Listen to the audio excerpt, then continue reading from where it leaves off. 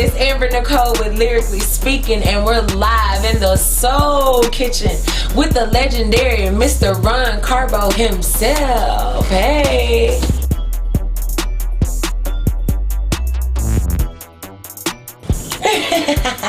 How are you doing this evening, Mr. Carbo? I'm doing great as usual. Good, that's good. Blessed to be around all you great people. Well, listen, you just Miss Amber Nicole, Here the you great exit only. Like the one and only exit only. Yo, stop it. This ain't about me.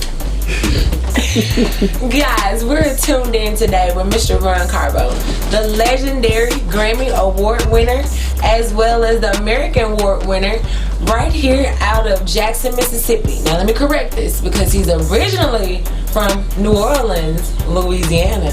Okay, you got it right. Yeah. Getting started in the music industry, what was one of your artists, your first artist that you dealt with? That I work with? Or that you work with, yes sir. Wow, let's see. Well, one of my first big project was Hanging Tough New Kids on the Block, who sold 10 million copies. That was my first real big one. But prior to that, I was doing a lot of Wynton Marsalis and, just a lot of jazz artists coming out of New Orleans, working with a lot of different people. Right. Now, I'm sitting here looking at this beautiful, amazing wall, you guys. And, I mean, there are various artists up here. But what are some of the artists that stood out to you, or that artists that you've worked with throughout your time? That have been here? Yes, sir. In the Mighty Soul Kitchen? Right in the Mighty Soul Kitchen in the pot. Well, I must say, first of all, I had to give a shout out to all my legendary Mississippi artists who were very instrumental in making the Soul Kitchen what it is. Mm-hmm. Because it wouldn't have been anything without them, you know what I mean? So I look at, like, Exit, David Banner did Firewater Boys here, Boo Rossini, Triple Threat, Reese and Bigelow with Never Scared, Cadillac Don and J Money with Peanut Butter and Jelly. Right. Kamikaze with Two Broke the Ball. Lil DJ with I-55, Monkey Swing. I gotta look at the walls. I know. Track. But I mean, but it was just so many. You had a group called Adore that was here. D-Mar. He recorded here. Then my own production compositions. Okay. Willie Clayton, Omar Cunningham, Vic Allen, all of that. Just G Boogie with Future Shock. I gotta look at the walls. I forgot who all them been. Man, this is. So it's like, it's just like, pretty much if you come from the hip hop era, you done been through here at one point or another.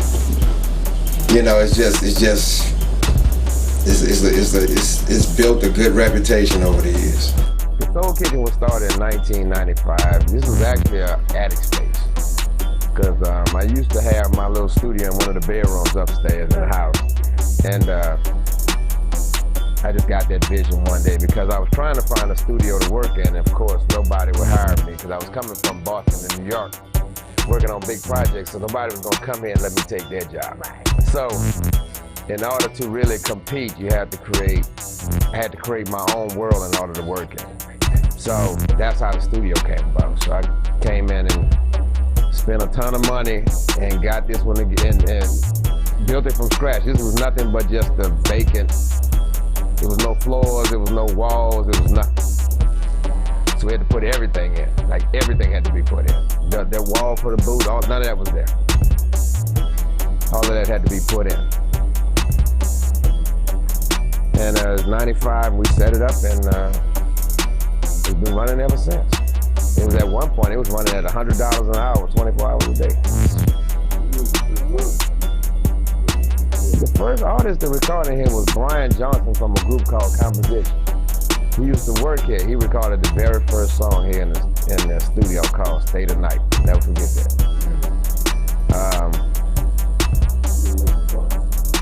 He never released it. It's still sitting in the computer. It's just there. I would guess that I probably have about 300 songs in the computer that's never been released. I think I have about 300 songs in the computer right now that's never been released. Just because artists never wanted to put them out. They just sitting there. They just still sitting in the computer. Like a treasure, you find stuff. You can't get rid of it. But I can't just release it either without their consent. So have you ever thought about asking them if they Well, I asked them, but a lot of them was like, well, I don't know, I gotta see, and I think a lot of it comes from the fear of not knowing whether or not the public is gonna like it. So they're afraid to release it. So we have those issues sometimes. Cause I got a good friend right now, I'm not gonna call his name, but he was working on this album 3 years before I moved to Mississippi. I've been here 23 years, so that album is 26 years old and it still hasn't been released. And every time I talk to him, he said, well, I got one more song I want to put on it. So just to ask, how many songs are on the album to this day? On his album? Who knows? But he was always on the cutting edge. Every sound he created, everything he came up with, it was new and fresh, and the next thing you know, you would hear it on the radio. That style. So he was always ahead of the curve. I just think he was afraid to release it. So has Mr. Ron Carbo himself thought about releasing their own album? I thought about doing the Soul Kitchen record. Kind of like a Quincy Jones Back on the Block CD with just a compilation of all the different artists that have been there. Which, if you read the walls, it's been well over 1,000. Well over 1,000 artists that have recorded here. And the only way you get to sign the wall is you have to record them. You can't just come in and sign the wall. So, there's a lot of people that have been here. A lot of people. Everybody from Brian McKnight to Do or Die to, just look at the walls. I mean, they up there. They picture on the wall, they've been here. So, we've had a lot. I've been fortunate to have a lot of people come through and do a lot of work here. It's like the little Mississippi, it's the little hideaway Mississippi Museum right here, Mississippi hip hop. So we got and just music. Plus we do a lot of R&B pop music. A lot of R&B pop, film scores, stuff like that. Where a lot of studios, they either focus primarily on hip hop or they do just gospel or they're not really very versatile. So we do a wide range of stuff. And that's because I think because I have such a musical background, I have the versatility and been on the big stage to know, to not limit myself and put myself in a particular box.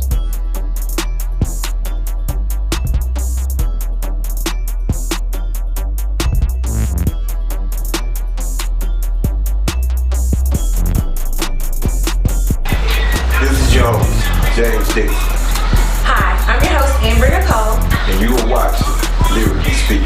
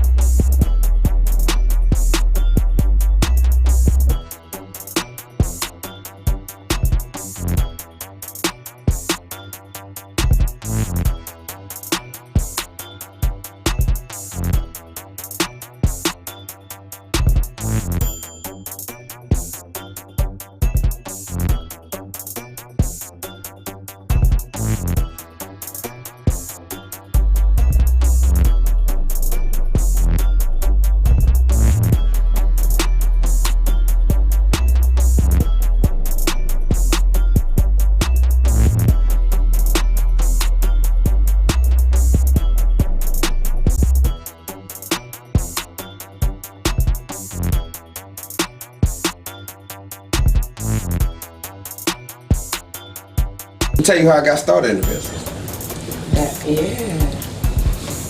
I got started when I was going to Berkeley. There was, because that was a culture shock for me. Because like it was very few blacks. Everybody's from everywhere around the world except for like America. So I'm looking at black dudes with straight hair, wearing Def Leppard and Motley Crue shirts, and I'm looking at all of that, and the little Chinese people, and I'm looking at that. It's like, man, coming from New Orleans, that was a culture shock for me. So walking up to a black dude, he talking about, "Hi, guy," and I'm like, "What? Where you from?" I'm used to black folks, folks. So there was a black professor there named Greg McPherson, and he left Berkeley my senior year to go work for Maurice Starr. And at the time, I was working at a place called Copy Cop, which is like Kinko's. Okay. It was a photocopy. We made photocopies. I used to work there all night long. And I read a newspaper one night that was sitting there, and it had an article on Maurice Starr. So I read the paper. I was like, man, I want to meet this dude. Because Maurice Starr, if you don't know, was the guy who created New Kids on the Block and New Edition. Okay. So I just said, I want to meet him one day, but because they were in Boston. So I was living in Boston at the time, and I read the article, and I didn't know how to track him down. I didn't know anything like that. So every day I would see Greg walking around. I said, man, I want to learn how to produce and engineer. Mm-hmm. He said, man, come on over to the studio. Well, of course, I procrastinated and I didn't show up. So I saw him again. I asked him. He said, man, come on. And of course, I didn't show up. That's the traditional thing. You in the moment and you ask for it, but when it's time to follow up, you don't. Right. So I was just being a traditional young artist. Mm-hmm. So next time I saw him, he was playing the organ at a church. It's one of them rare moments I went to church. But he was sitting up in there, and I asked him again. He said, man, don't ask me that no more. You're wasting my time. Mm-hmm. So I was cool with it. I was like, all right, cool. I wasn't going to even bug him no more because I had a nice little job paying $10, $11 an hour making copies, so I was cool. So he told me, he said, well, man, can you give me a ride to the studio? I need a ride. So I said, all right, cool. So I brought him over there. He was setting me up. So I got there. So he said, well, come on upstairs. Now, this was a studio called the House of Hits in Boston. Okay. Little did I know that was Maurice Starr's studio. Mm-hmm. I didn't know that, though. And look at there. So I went upstairs and we sat down in the room. As soon as I walked in, it was big mixing board and the lights and machines. So I was hooked in. I was like, man, I always wanted to do this right here. He said, man, I've been trying to get you here for 6 months. Wow. So I had wasted all that time. I had just procrastinated. I had wasted all that time. So I was cool. I was hooked in though. So they had this big guy come in. He was a heavy set guy, had a little ponytail, eating like a 2 or 3 piece of chicken. Mm-hmm. Just sitting there, and he had a guitar. He came in and sat down on the sofa, and Greg and I were talking at the board like this, and the guy was sitting on the sofa. So I asked Greg, I said, man, do you know a guy named Maurice Starr? And he started laughing. Because I didn't realize that the guy sitting on the sofa was Maurice Starr. Wow. So I was like, all right, bet. So at that point, Greg said, call me at 5:34. 5:35, 5:37, I'm not answering the phone. Mm-hmm. So he started hazing me, he started pledging me then. So he said, you call me every day at this time to find out what's going on in the studio. Mm-hmm. He wanted to see if I was going to be disciplined enough and timely enough to do it. So I would sit there and watch my watch until it got to that time. When they hit that number, I dialed it. Because he wanted to see how serious I was going to be. And I called him every day, bugged the hell out of him every single day. So then he told me, come on down to the studio. And they had a big chair like a recliner. Mm-hmm. He said, you sit in that chair, you don't touch nothing, you don't say nothing, you don't do nothing. You just watch what we do. He said, I want you to learn how to deal with artists, how to deal with egos and personalities, how to deal with situations. I must have sat in that chair for about 3 months. Wow. Girls would come to the studio and they'd be like, what's wrong with him? He must be slow or something. What's wrong with him? Because he'll never say nothing, just sitting there. So, I sat in that chair for about 3 months. So towards the end, Greg said, hey man, put this cassette in the deck. Man, I felt like the biggest superstar because I got a chance to actually do something. So I got a chance to put a cassette in the deck. So I was geeked in. So like one night he called me like 3:30 in the morning and said, hey man, they got a job opening in the studio. I want you to take it. So I was like, bet. I said, well, the engineering, producing, now granted, I ain't got no skills. Right. So I ain't got no skills. So I was like, well, engineering, producing, what? He said, no, a janitor position. I was like, I said, I don't even clean my own apartment. So, you know, how am I gonna do a janitor? He said, look, you'll have keys to the studio.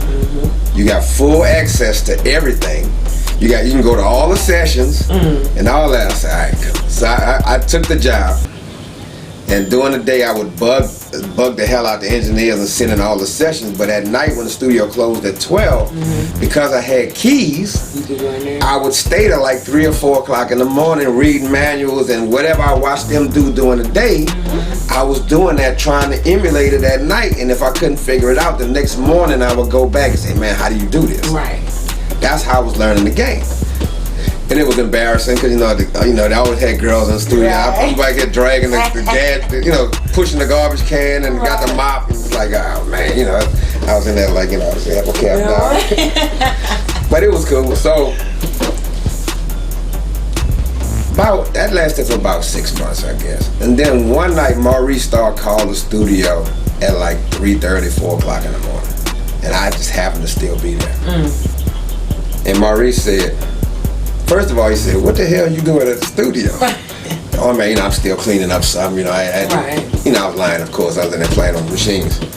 So he said, any of the engineers there? I said, no, nobody's here. So then he said, damn, I had an idea I wanted to record. I had an idea I wanted to put down, because he didn't know how to work the equipment. So he said, I had an idea I wanted to put down. I said, I can do it. Had never done a studio session. That was my first studio session. But I had been playing around with the stuff every day. The worst case scenario, I knew I could get it on the tape. Now, if I had to mix or something, I couldn't do that. But I knew I could record his voice, put it on the cassette, and give it to him. I knew I could do that. And I was like, what's the worst thing that could happen? I'm already the janitor. I can't get no vote on that. So he came in, we recorded, I put it on cassette. It was on Thursday. Came back to work Friday, did my regular job. Off Saturday and Sunday. I came to work Monday, it was another janitor. It's like, God damn it, I lost my job. I done got fired. You're like, I done got fired. Oh, so I went into the office complaining. They said, no, Maurice moved you up to assistant engineer. Wow. And then from there, it just took off. That is so cool. But the thing I try to tell students is, I didn't have the skills, so I had to get in however I could get in. And the only way in was to be a janitor. So I took that job where a lot of people would be too proud to take the job. Like they had a little guy that just the other day asked me, he said, hey man, he said, I want to learn how to produce and engineer, blah, blah, blah, blah, blah. I said, cool, just come hang out at some of the sessions that we do, and just check it out. His next question was, how much you paying? I say, huh? He said, how much you gonna pay? He said, because I can't be coming to the sessions for free. I said, wait a minute, bro. First of all, I'm not hiring you for the session. I'm telling you to come and hang out so you can learn something. I'm not gonna pay you to learn. Right. That's something you should want to do. But I'm just saying, but that's the difference in the mentality. I mean, the mentality has changed. Like you couldn't even, it didn't matter if I got paid or not. I wanted to be there because I wanted to learn how to do it. And it was going to be worth it. It wasn't about the money. It was never about the money. That's one of the things that a lot of people don't understand about me. I could really give a damn about money. I could care less about money. It's not important to me. It's about the creating excellence, trying to get the job done and take it to a higher level. And if you do, then the money will come. But you can't do it for money. You do this for money, you're gonna be that real starving artist, you're gonna be that real starving artist. Like for real. Because I done had many missed meal cramps. And I'm surprised my stomach ain't still growling over here. I'm not gonna play with you. But I mean, it's the nature of the business. The music business. I got a post that I put on Facebook. It says, music is my mistress. because she's gonna require just as much as the relationship that you're in, and one of them is gonna get jealous. Right, absolutely right. One is gonna get jealous because you gotta put a lot of time in for both. So who you gonna sacrifice? Well, there you have it, guys. It is live and in person with Mr. Carbo, and he just told you what it takes, and it's going to be consistency and persistence. Also, what I was wanting to know, with the music industry, what does it take? What does it take to get yourself there or prepared for the next level in the music industry? Really, a lot of it is just you have to do your due diligence. You have to do your homework. Like a lot of young artists, they don't want to do the homework. We're in a microwave era, so they want everything overnight. They don't want to put the work in. They don't want to grind. Like I used to when I first started. I mean, you had to put me out of the studio. Right. And I wasn't making a dime. I wasn't getting anything. I was just hanging out. I had a backpack and some drawers and a toothbrush and all of that. And I would literally sleep in the studios because I was afraid I was going to miss something. So I put the work in. I read as much as I could. During that time, it was no internet. So it was like really early stages of the internet. So, you had to either buy books or you had to track down people who did what you wanted to do. Right. And you would just bug the hell out of them on a constant basis. How do you do this? How do you do it? Can I hang out? They'll tell you to go home because you're getting on their nerves and something like that. But you got to hang out. That's how you learn. Right. And you just be in the environment. So it's persistence. And you got to develop your skills. Like I'm really disappointed in the current state of hip hop music with all of the mumble rap and all that. I mean, it's gotten to a point now where you're not even using lyrics no more. You're just You just making noise because rap has reached that low point. It's back in the days of your pioneers, you Dougie Fresh, Sugar Hill Gang, Cool Mo D, Big Daddy Kane's, all of them, the good stuff. The Get Fresh crew. Right. All of them, back in those days, they were lyricists, they were social activists, because they used their music, they used their platform as a means of talking to, addressing certain social issues, addressing the community, because basically they were the news station for the black community. Understandable. Because regular news was being whitewashed, so they wasn't telling the real story of what was going on. Unless it was in the music then. So they were using music, but now corporations and all of that, they use music to break down and destroy the moral fabric of the black community. Everything is real negative. It's drug based. It's sex based, and what you hear in the music is the same thing that the kids are actually doing on the streets. So as it's increasing your incarceration rate. It's increasing the amount of drugs that's being used. Young ladies, they're losing a lot of their morals. They're not being raised. They're not carrying themselves. Everybody's twerking on social media. It's just you didn't see that back in the day. Right. It's more the battle then versus now. Get into the industry. I mean, it's easier to get in. It's easier to get in now because the industry is more independent based now. You know what I mean? So you can use social media, you can use the internet to basically enter the industry, where back in the days you had your major six major labels out there, and you had to work your way through them. If they didn't give you a record deal, you wasn't in. Gotcha. So you had your A&R people, and they'll look at you, and if they thought that you were interested enough, they would give you a deal. You completely bypass all of that now. You don't have to deal with that. They can go to CD Baby or iTunes or Spotify, whatever, and put your music out there. The issue is, do you have the money to promote it properly? Do you have the money to really push it? However, on the other hand, music today is almost free. Yeah, because there's so many avenues to steal it.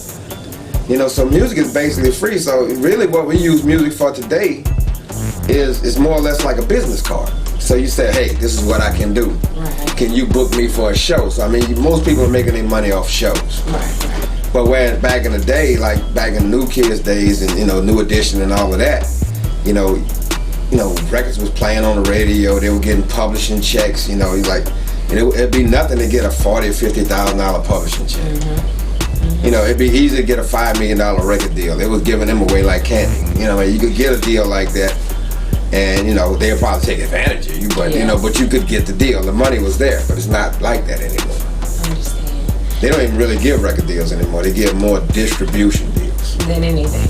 And, and that's the big thing I was wondering now, like how do they do it now? It's more or less distribution because they want you to come to the table with everything completely ready already. Your album has to be done, it has to be mixed and mastered. You know, they want you to have a marketing plan, possibly. They want your artwork done already. They want everything. They want all that done. So that's not a record deal. The only thing they're gonna do is take your product and push it for you. And push it, put it online, set it up for download and streaming and push it out there for you. But if you're gonna do that, you might as well do it yourself. Right, and you have a lot of people now in the music industry or music world, artists who are actually doing it themselves right from your phone or your laptop. Exactly. So, and they're doing very well. Exactly. What I was wanting to know is, what transition are you making now after the music industry? Basically now, you know, after 38 years in the studio, I'm pretty much done with the studio. You know, I'm tired now, you know. We're not gonna let that happen. Like my, I think more or less what's causing me to retire in the studio is the quality of music today. Okay. You know, when I first got into the game, it was at a high level, you know, the creative, you know. You know, he was working with, I was working with groups like, you know, Public Enemy and, you know, Twisters and all that. You know, I was working with these guys, you know, so, and then where we at now, it's like, you know, so I can't really sit here and stomach it too much. So, as far as my transition, I'm going more, I look at it as a graduation to the executive side. You know, so now it's more or less now about deal making. You know, like I enjoy making deals, putting deals together, you know, negotiating deals, making it happen. Like now, I don't want a paycheck anymore. I want a percentage. Wow, I need to bring in. You know, that's how I look at it now. I don't want a paycheck. You know, oh, we paying you, you know, $10,000. I don't want $10,000. I want 3%. Right, of what? Of whatever this deal is, because that 3% might add up to be 80 grand. Right. You know, so that's what I want. Exactly. And I want a stake of ownership in it. You know, if I'm going to really do something, whether it's even 2%, I want a stake in the game. Because if you get 2% of 10 million, that's a good payday. Yes, it is. You know, so I'm doing that. I'm working with veterans because I went to school. You know, I'm in the final stage of my PhD. Okay. I got an MBA. I got an MBA, law degree, master's in technology, an ed specialist, and a degree from Berkeley. So I'm a school bug, you know. So I'm an educated thug / nerd.